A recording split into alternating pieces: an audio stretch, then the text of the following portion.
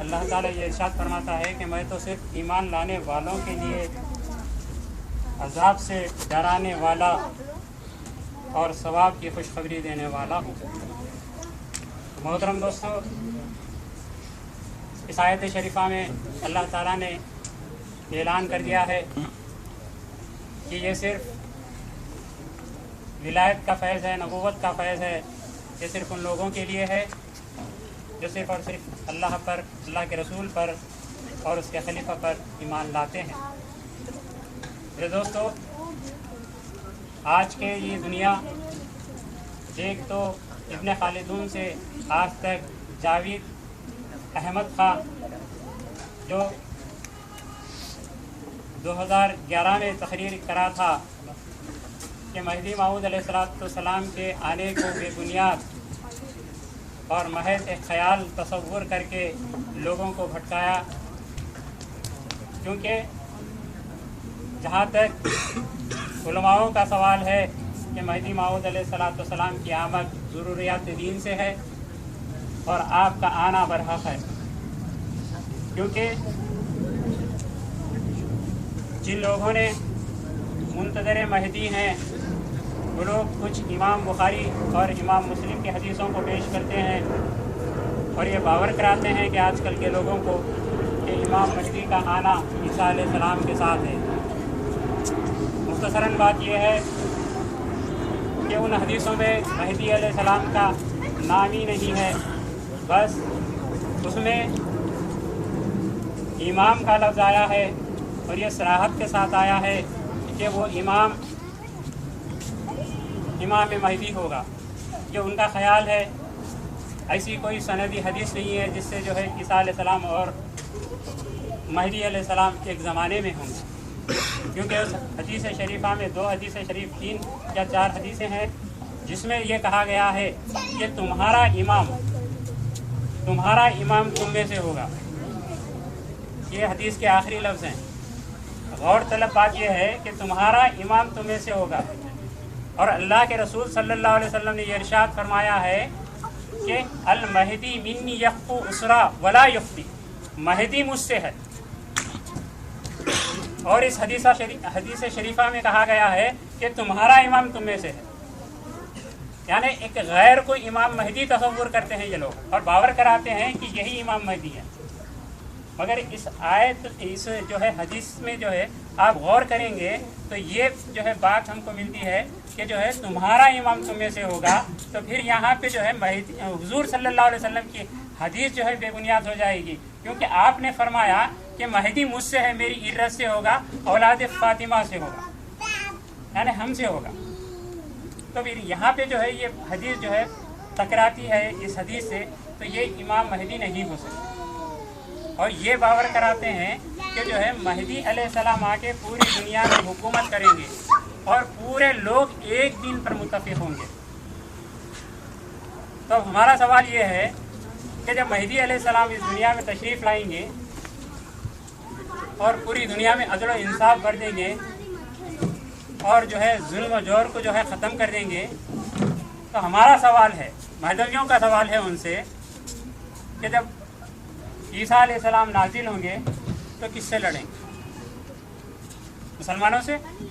پوری دنیا تو مسلمان ہو جائے گی، امن ہوگا، قائم ہو جائے گا، تو پھر عیسیٰ علیہ السلام آ کے کس سے لڑیں گے؟ یہ ہمارا سوال ہے ان سے۔ ایسا تو نہیں ہو سکتا۔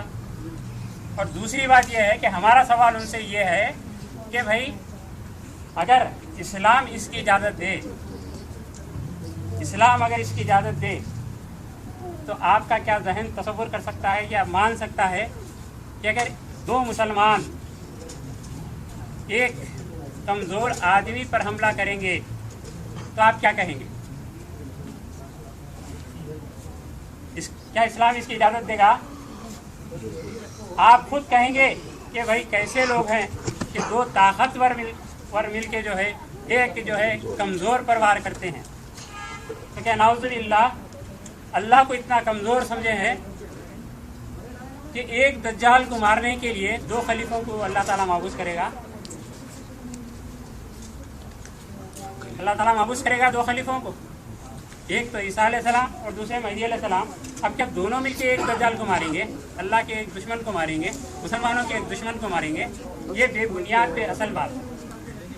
ان کی باتوں میں کوئی سند نہیں ہے, کیونکہ ہم خود سوچ سکتے ہیں. اللہ تعالیٰ فرماتا ہے قرآن میں کہ ہم نے عقل مندوں کے لیے نشانیاں رکھی ہیں. تو یہ عقل مندی کی دلیل ہے, یہ عقل مندی کی دلیل ہے یا نہیں ہے؟ حدیث دیکھو, حدیث پہ غور کرو اور پھر مہدی علیہ السلام کی جو ہے آمد پر غور کرو. کیونکہ مسند حدیث احسن یہ بتاتی ہے کہ کیف تعلق امتی انا فی اولیہا وعیسی ابن مریم فی آخریہا والمہدی من اہل بیتی فی وسطیہا. یعنی مہدی علیہ السلام کا زمانہ درمیانی بتایا گیا, مڈل زمانہ بتایا گیا, اور عیسیٰ علیہ السلام کا زمانہ آخر زمانہ بتایا گیا ہے. اور اس حدیث کو محدثین جو ہے احسن مانتے ہیں, اور اس حدیث کو ذہب سلسلہ ذہب کہتے ہیں. یعنی ایک گولڈن چین, جتنے بھی راویوں سے آئی ہے یہ حدیث وہ جو ہے معتبر جو ہے راویوں سے آئی ہے.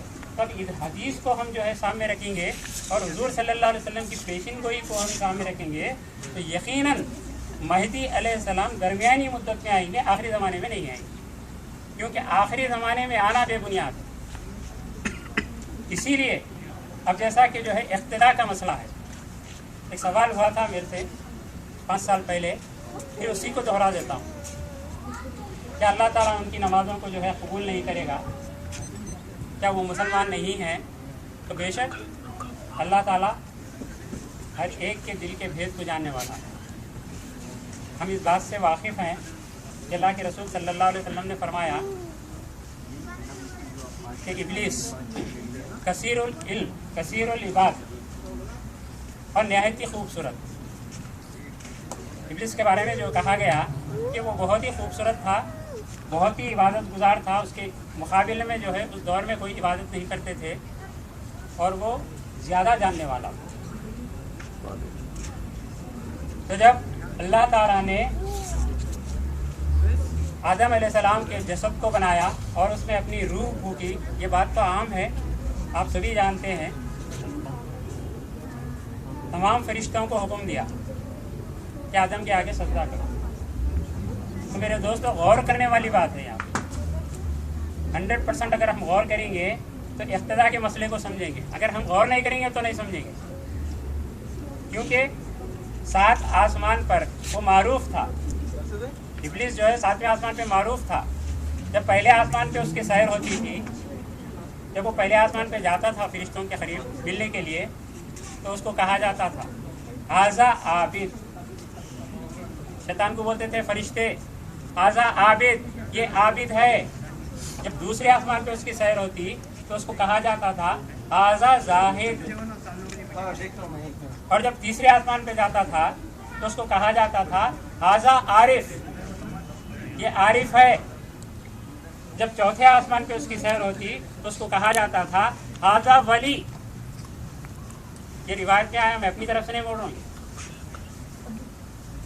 جب 5ویں آسمان پہ جاتا تھا تو اس کو کہا جاتا تھا ھذا متقی, یعنی اللہ سے زیادہ ڈرنے والا ہے, اللہ کو زیادہ جاننے والا ہے, اللہ کی زیادہ عبادت کرنے والا ہے. یہ آسمانی دنیا میں معروف تھا. جب 6ٹھے آسمان پہ جاتا تھا تو اس کو عزازیل کے نام سے یاد کیا کرتے تھے. فرشتے تمام جو ہے عزازیل کے نام سے یاد کیا کرتے تھے. اور جب 7ویں آسمان پہ جو ہے اس کی سیر ہوتی تھی تو اس کو ابلیس کے نام سے یاد کرتے تھے.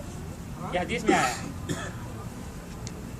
تو جب اللہ تعالیٰ نے حکم دیا فرشتوں کو, ایک معصوم مخلوق کو, کہ تم جو ہے آدم کے آگے سجدہ کرو, غور کرنے والی بات ہے. بالخصوص ان لوگوں کے دل میں جو شکوک ہیں ان کے لیے ہے کہ مہدی غیر مہدوی کے پیچھے اقتداء یا نماز کیوں نہیں ہوتی, اقتداء کیوں جائز نہیں ہے. تو آپ یہ پوائنٹ پکڑیے کہ جب اللہ تعالیٰ نے تمام فرشتوں کو حکم دیا کہ آدم کے آگے سجدہ کرو تو تمام فرشتوں نے جو ہے سجدہ کیا, مگر ابلیس نہیں کیا. تو جب ابلیس سجدہ نہیں کیا تو اس کا سبب دریافت کیا گیا تو انہیں کہا کہ میں ان سے بہتر ہوں, میں اس سے بہتر ہوں, کیونکہ یہ خاک سے ہے اور میں آگ سے ہوں. تو یہاں پہ خاک یا آگ کی بات نہیں چل رہی مگر حکم خداوندی. ابلیس کو نہ تو اللہ کا انکار تھا نہ تو آدم کا انکار تھا. انکار تھا تو کس کا تھا؟ حکم خداوندی کا. اور اللہ تعالیٰ فرماتا ہے قرآن مجید میں قل ھذہ سبیلی ادعو الی اللہ علی بصیرۃ انا ومن اتبعنی. کہہ دیجیے اے محمد کہ میرا طریقہ ہے، بلاتا ہوں میں تم کو اللہ کی طرف بصیرت کے احساس پر سے، اور وہ بھی بلائے گا جو میری اتباع کرنے والا ہے. اور مہدی علیہ السلام کا فرمان کیا ہے کہ مذہب ما کتاب اللہ اتباع رسول اللہ. میں اللہ کے قرآن کی اور اللہ کے رسول کی جو ہے اتباع کرنے والا ہوں. اور پھر مہدی علیہ السلام کا فرمان یہ بھی ہے کہ بندہ اپنی ذات کی طرف سے کچھ نہیں کہتا، جو اللہ حکم کرتا ہے میں وہی حکم تمہارے تک پہنچاتا ہوں. تو یہ کس کا حکم ہے؟ خلیفۃ اللہ کا. منکران مہدی کے پیچھے نماز مت پڑھو بولے آپ، تو کیا آپ اپنی ذات کی طرف سے بولے یا اللہ کے حکم سے بولے؟ اب اللہ کے حکم سے ہی بولے ہیں تو یقیناً مہدی کا حکم جو ہے اللہ کا حکم ہے، کیونکہ وہ آسمانی دنیا تھی. فرشتوں کو بولا کہ آدم کے آگے سجدہ کرو کیونکہ یہ مخلوق ہے یہاں پہ، اس لیے اپنے خلیفے سے کہلوایا کہ جو ہے منکران مہدی کے پیچھے نماز مت پڑھو. تو جب نماز پڑھتے ہیں منکران مہدی کے پیچھے تو خطا کہاں ہوتی ہے؟ مہدی علیہ السلام کی یا اللہ کے حکم کی؟ اللہ کے حکم کا انکار ہو جاتا ہے. تو اللہ کے حکم کا انکار ہمارے لیے کفر کا باعث ہے، کیونکہ اللہ تعالیٰ نے ابلیس کا یہ عمل نہیں دیکھا کہ وہ زیادہ عبادت گزار ہے. اللہ تعالیٰ نے یہ نہیں دیکھا کہ وہ مجھے زیادہ جاننے والا ہے. اللہ تعالیٰ نے یہ نہیں دیکھا کہ وہ نہایت ہی خوبصورت ہے، بلکہ جب اللہ کے حکم کا انکار کر دیا تو اللہ تعالیٰ نے اس کے تمام عبادتوں کو رد کر دیا.